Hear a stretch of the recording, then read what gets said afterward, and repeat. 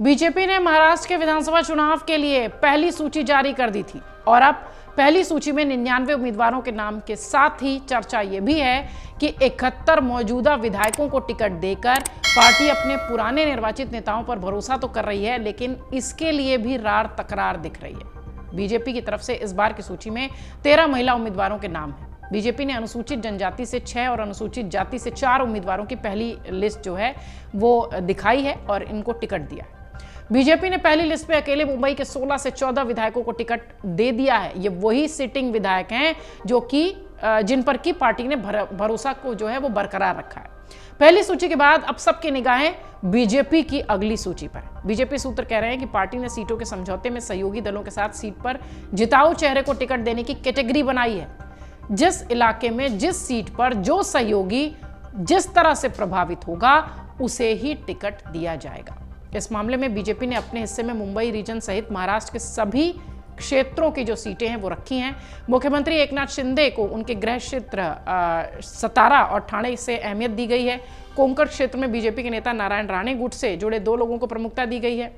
Party सूत्र कहते हैं कि सबसे ज्यादा टकराव मराठवाड़ा क्षेत्र को लेकर रहा। बीजेपी स्वयं को मराठवाड़ा क्षेत्र में मजबूत करना चाहती है।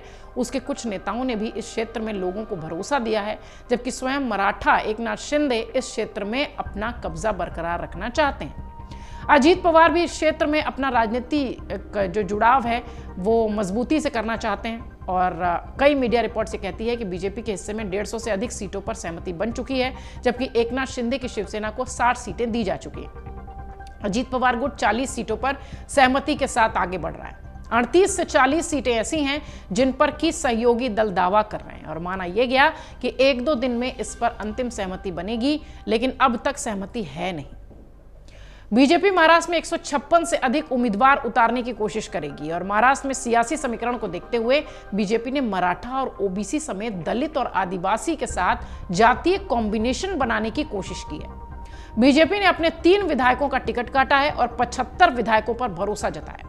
इसके अलावा 3 निर्दलीय विधायकों को भी टिकट दे दिया गया है और इस बार बीजेपी की पहली सूची में यह स्पष्ट है कि पार्टी पुराने और अनुभवी नेताओं पर अपना भरोसा कायम रख रही है। महिला सशक्तिकरण पर जोर और परिवार के कद्दावर नेताओं को टिकट देकर सामाजिक संतुलन बैठाने की भी कोशिश हुई है। महाराष्ट्र बीजेपी के एक नेता कहते हैं कि बीजेपी ने पिछले चुनाव में भी शिवसेना के साथ लड़कर सबसे ज्यादा सीटें हासिल की थी और इस बार भी पार्टी लगभग 160 सीटों पर चुनाव लड़ सकती है।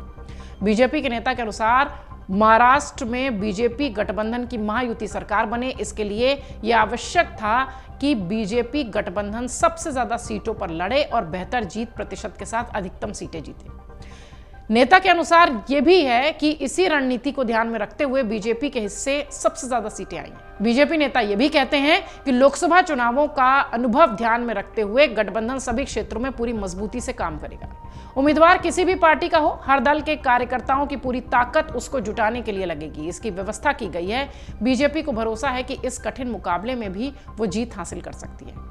महाराष्ट्र की 288 विधानसभा सीटों में से करीब 155 से 160 बीजेपी के पास है और बीजेपी ने अपनी पहली लिस्ट में 99 उम्मीदवारों के नाम घोषित कर दिए हैं, जिसके चलते तकरीबन 60 सीटें अभी बची हुई हैं। अब देखना दिलचस्प होगा कि बीजेपी अपने विधायकों में से कितने सीटों पर किसको टिकट देती है और सहयोगी दलों को कितना। 20 नवंबर आप सब जानते हैं महाराष्ट्र में एक चरण में वोटिंग होनी है।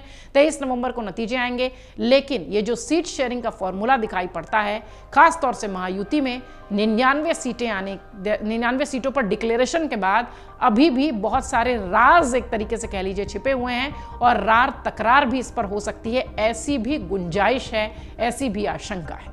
अगर आप ये वीडियो YouTube पर देख रहे हैं तो हमारे चैनल को सब्सक्राइब कर बेल आइकन दबाएं और Facebook पर देख रहे हैं तो हमारे पेज को लाइक करें। 8 मिलियन प्लस सब्सक्राइबर, आपके इस भरोसे के लिए बहुत धन्यवाद।